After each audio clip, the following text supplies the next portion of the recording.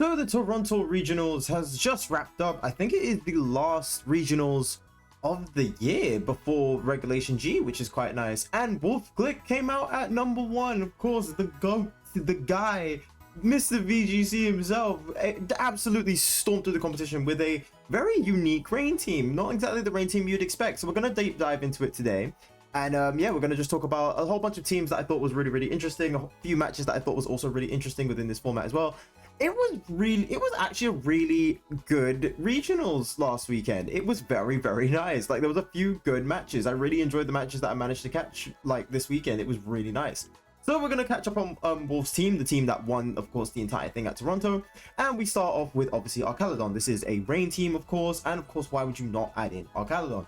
But this is a bit of a unique Arcaladon because while it is rain, you still run a power herb Arcaladon. This is just because in case there is an option where you don't want to run rain, you still have the option of getting that +1 electro shot and the power herb as well, making sure that you can get a little bit of extra damage going on as well, making sure that electro shot does not go through a whole 2-turn premise outside of rain. You could just get a quick +1 electro shot in the first turn and you should be good to go. This also gives you access to protect as well to keep Arcaladon a little bit extra safe, which is also really nice as well. And of course, Flash Cannon and Dragon Pulse, pretty much standard stuff. It's pretty much everything that you expect to see, except you're swapping out Protect for Body Press, which is obviously quite nice. Most times when you see Arcaladon with Power Herb, you see Sturdy as the ability, which of course is what we are seeing right now. So yeah, it's pretty standard that you would see Body Press over Sturdy because you're not getting the defense boosts or anything like that. So it makes sense that you would just go for a more safer option in terms of Protect. Next up, we have the Terra Stellar Kingdra, which I think was absolutely amazing. Kingdra is kind of overlooked a little bit in my opinion in rain teams. I think Kingdra can be pretty nice. I think just because of how balanced its stats are, it's pretty hard to get a definitive fact on Kingdra. Like, you're not exactly sure whether to make it bulky or make it aggressive because you've got Swift Swim, which means you can take advantage of the speed. It's a really weird mixture to put in for Kingdra, but I think Wolf did this very well. Putting in the Life Orb as well to get a little bit of extra damage, and the Terra Stellar, meaning that you do not change your typings, but you still keep that very high damage. 1 Terra boost every single time you use a move for the first time after you Terra, which is quite nice.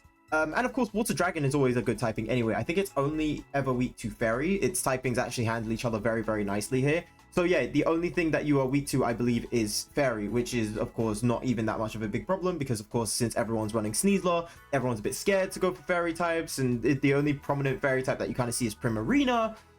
And then that's when you've got Electro Shot Arcaladon as well, so you don't really want to go for Primarina, if that makes sense. It's just a really nice way to kind of like abuse the metagame for what it is right now and just kind of like steering away from Fairy types and just taking advantage of that, which I think is quite nice. And of course, Draco Meteor, Weather Ball, and Muddy Water as your offensive moves. And of course, obviously having Protect, which is quite nice. Now, the main Pokemon I kind of want to talk about here is the Politoed. Politoed having Drizzle, the same ability as Pelipper, being able to set up Rain on switch in, has always been great. Politoed has not been so great because Pelipper's just done a lot more throughout the metagame. Like, Pelipper's obviously got, like, you've got the Weather Ball, you've got Tailwind, you've got Wide Guard, you've got Hurricane to do big flying damage, which isn't that prominent of a typing, but there's still Pokemon that's, you know, really weak to flying, especially with the whole Terra Grass thing to stay away from Amoonguss. So seeing Politoed come out was kind of like a shock. But of course, it's Perish Song, and Wolf loves his Perish Song. We know this. It's little Perish traps, which we'll get to the second part of that in a second. But yeah, going into the Terra Grass to keep Politoed safe from other grass types, as well as electric types as well, if you're going into the mirror matchup with Rain. Leftovers to keep himself safe, and of course Protect, Weather Ball for damage, Perish Song, and Encore. So if any Pokemon wants to set up a Tailwind before Politoed can move, you have that Encore to lock it in place. If anyone wants to set up anything crazy, again, Encore just locks it in place. So while you are faster than Politoed, you still have to second guess what move you want to use, because a slow Encore can be just as destructive as a fast Encore, which is, you know, always that kind of like second guessing type of deal, which is obviously quite nice. Perish Song as well is just really good. It's like once you reach the 2 Pokemon and Politoed uses that Perish Song, it's basically a game over. You're just waiting for those turns to run out. You're literally running on borrowed time, which is, again, really impressive. Like, I really did like the Politoed tech. It was very cool. Very nice to see as well. Of course, we have Incineroar. Can't go out with Incineroar, and let's be honest, it's Wolf. We cannot.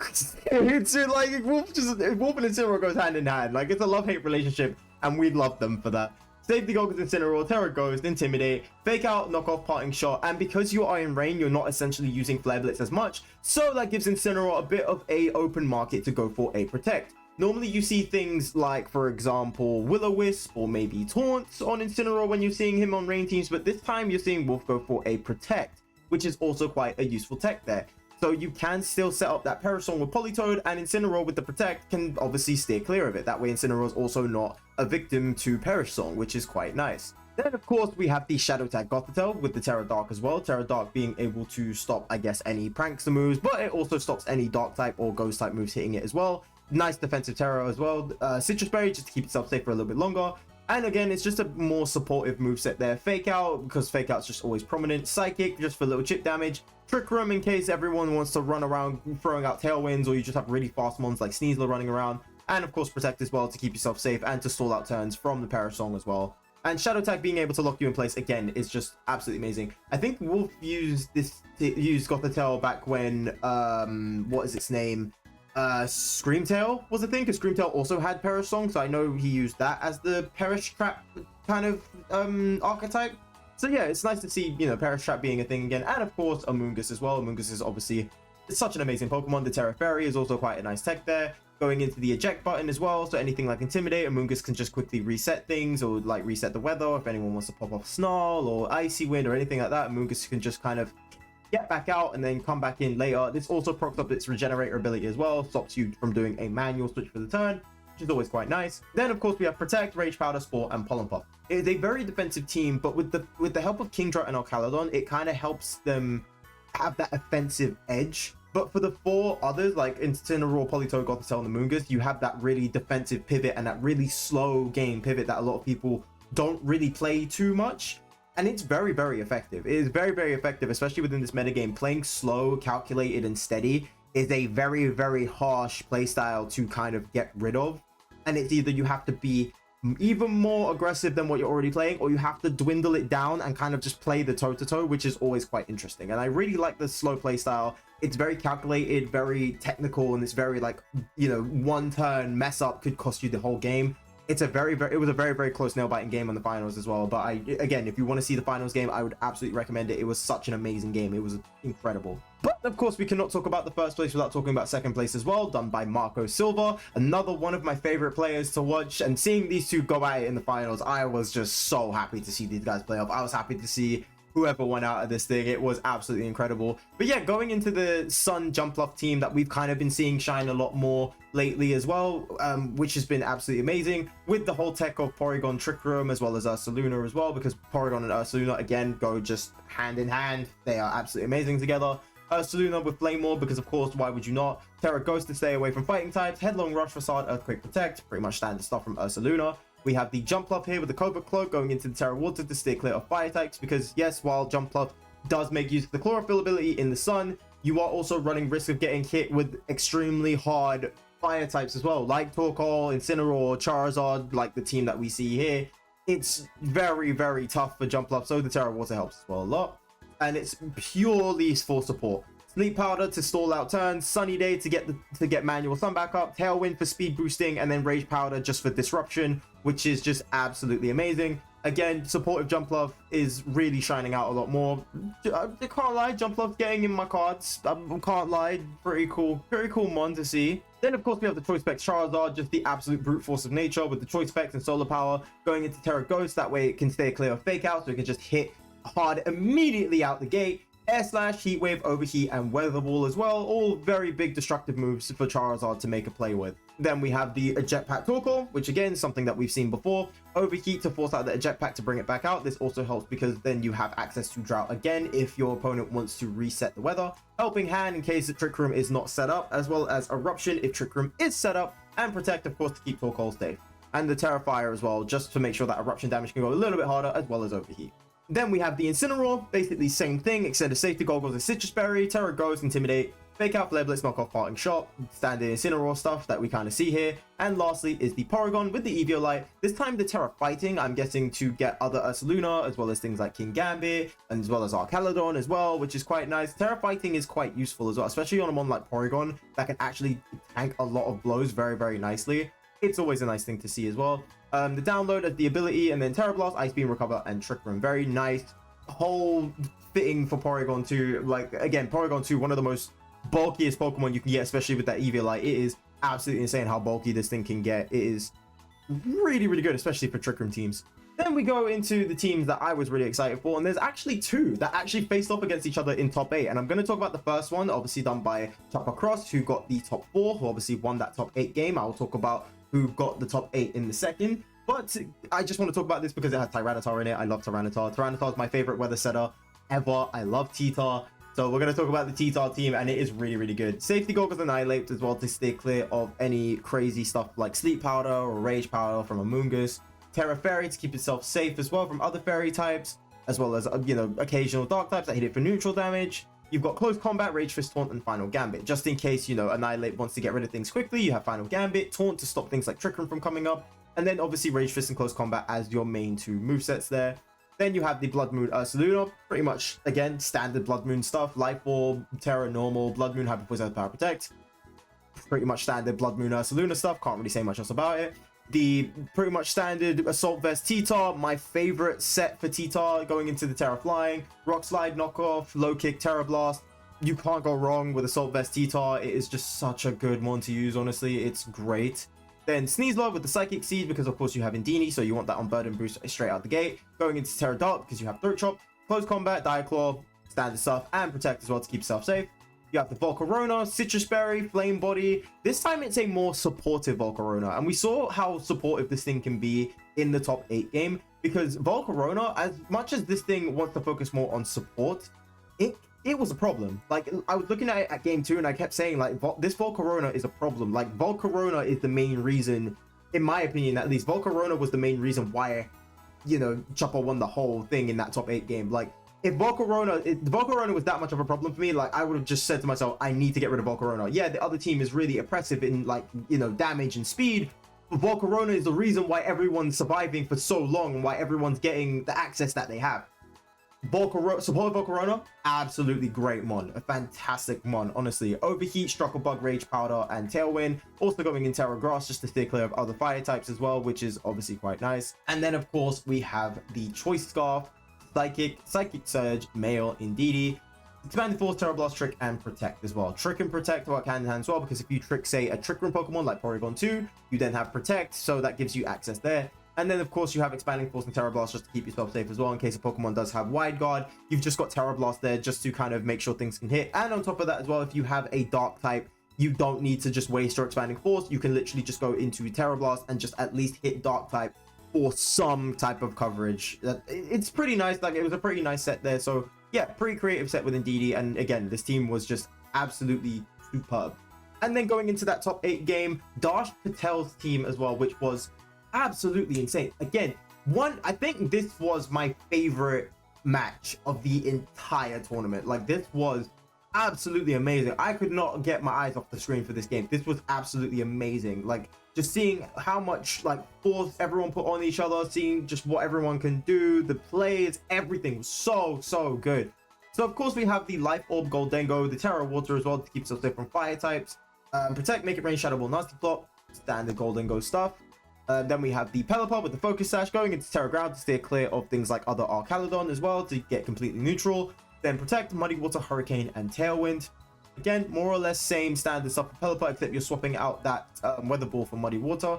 Pretty nice switch up, to be quite honest with you. That way, if the weather gets changed to sand or sun, you still have water coverage and not have to kind of reflect on what the weather is. So it's a nice makeup for that. It's just, again, really quite nice. Then we have Family of 4 Mousehold, or I guess just Mousehold. I'm only looking at Showdown, but I'm guessing just Mousehold is fine. Safety Goggles, Terra Gross Friend Guard. It is a more supportive Mousehold with Protect, Super Fang, Follow Me, and Beat Up. Again, a more supportive, more defensive Mousehold just to stay clear of, you know, making sure your team is safe, as well as that Friend Guard as well, Beat Up as well for specifically Archaludon. We'll get to that. And yeah, Super Fang as well is also a really nice tech. It chips your opponent's health by half of whatever their HP is. So if you have a full HP Archaludon on your opponent's side of the field, that Mousehold can just cut it in half, and then you've got an easier time getting rid of that Archaludon later on, which is again just quite nice. Loaded dice, Terra Steel, Dragonite, Protect, Extreme Speed, Scale Shot, Tailwind. Standard Dragonite now is pretty much what we see now in the metagame for Dragonite. I can't complain. Dragonite's an amazing mon. It's been really good. Then of course the Assault Vest, Terra Bug, Archaludon. Terra Bug has been a quite useful thing for Archaludon because it helps you stay clear of those pesky fighting types as well as ground types, two really prominent typings that love to get into Archaludon. So nice to see a typing that's not really that good in Terra Bug being used as a defensive pivot for Archaludon, which again, quite nice. I can't really complain. Dragon Pulse, Electro Shot, Body Press, and Snarl as well. Normally we'd see something like Flash Cannon, but I'm assuming since you see Goldengo with Make It Rain, you don't really need double steel coverage, so you get access to Snarl instead, which again is quite nice. And then lastly is Grimmsnarl. I've been saying for so long that Grimmsnarl screens was so prominent. I think that's still the case. Like, we're seeing the end of Regulation H now, and I'm still on that vibe that screens are really useful. But the way that the game got played, Grimmsnarl needs to do extra stuff, because when there was a time when the Indeedee came in and Grimmsnarl couldn't do Thunder Wave onto anyone because Psychic Terrain protects it, and Foul Play didn't really do too much damage. So there needs to be something. I feel like there's a missing key for Grimmsnarl, and I kind of want to experiment with Grimmsnarl, especially with the new regulation coming up. I kind of want to experiment with Grimmsnarl to see what exactly can be done and make that work, and I really hope it can work very nicely, but we'll see how that goes anyway. But for this Grimmsnarl, it was a light clay to make the screens come up for a bit longer. Terra Ghost to stay clear of any fake outs with that Prankster ability, Foul Play, Light Screen Reflect, and Thunder Wave. All amazing moves. I can't really complain. Like, Grimmsnarl is absolutely amazing. It's a great support mon. I just feel like there is somewhat of a key missing on Grimmsnarl, and I can't put my finger on what exactly it is. It has the chance to be great, but there is something missing with Grimmsnarl, and I really want to experiment to figure that out. But of course, one of my favorite times to talk about in every single regional that we cover is the most popular Pokemon, and in day one, wow, Sneasler's actually not starting things off on the top spot anymore. Wow, I think everyone's got the download on Sneasler now. Like, it's been fun with Sneasler, and it's kind of fitting considering that, like, we're reaching the end of Regulation H, and at the same time, Sneasler's coming off of the top spot, almost just in time for Incineroar to take that top spot, arguably taking it again when Regulation G comes out, because I would not be surprised that Incineroar is going to be, like, hitting that top spot all over again. And again, Goldengo coming up as well in the top 3. Like we've said before, it's an amazing counter to Sneasler as well. Both of its typings counter it so nicely. And it's just an amazing one to deal with in general. Like, it's a great one. I can't complain. Dragonite still being the main pseudo of choice with that nasty Scale Shot Tailwind combination, or just Scale Shot in general. Archaludon and Arc Rain is still being, you know, very prominent. It's pretty much been dominant since the start of Regulation H. Like, I can't really complain. It has been a dominant force of nature since the beginning of Regulation H, and you cannot blame it. It is amazing. Both the Ursalunas as well, taking the top 12, as well as Amoonguss and Rillaboom, pretty much standard as what you'd see. Annihilate as well is also quite a creative choice there, because you've got just such nice ways to mess around with Annihilate. Like, again, like we saw, you've got more of a supportive Annihilate with that Final Gambit and Taunt, or you've got things like Coaching, and as well as the Defiance to stay clear of Incineroar. You've got just a whole nice ways to make Annihilate great in this regulation, and it is really cool to see Annihilate actually push on as well in top 12. I love Annihilate. I think Annihilate is an awesome one. And then going into day 2, Sneasler has dropped. Sneasler dropped crazy amounts. Like, went from first the last regional to second on day 2 of the last regional to second on day 1 to 4th on day 2 of this regional as well. That is crazy. And again, it's so fitting that by the end of this regulation, Sneasler is also reaching the end of its top spot. It's so fitting for, like, it's such like a perfect story that, like, by the end of its run, it's also stepping down, and it's just insane. It's insane how that's working as well. Incineroar as well being just more usage, which is great. Goldengo taking second place, Dragonite as well, Annihilate getting used a lot more. The Rain team as well, the Rain trio of Pelipper, Basculegion, and Archaludon as well, still taking top 12. Last time we saw this, I think Basculegion just shied out of top 12. Both the Ursalunas are neck and neck, and Rillaboom is just chilling in the same spot, literally the same spot. So it's kind of interesting to see, to see how everybody's played out here. But yeah, I would think these top 12 are pretty much very dominant in the metagame as well in Regulation H. But unfortunately, this is probably going to change a lot more now. We're probably going to see a lot more different mons get used. We're going to see a lot more crazy stuff now that Regulation G is here.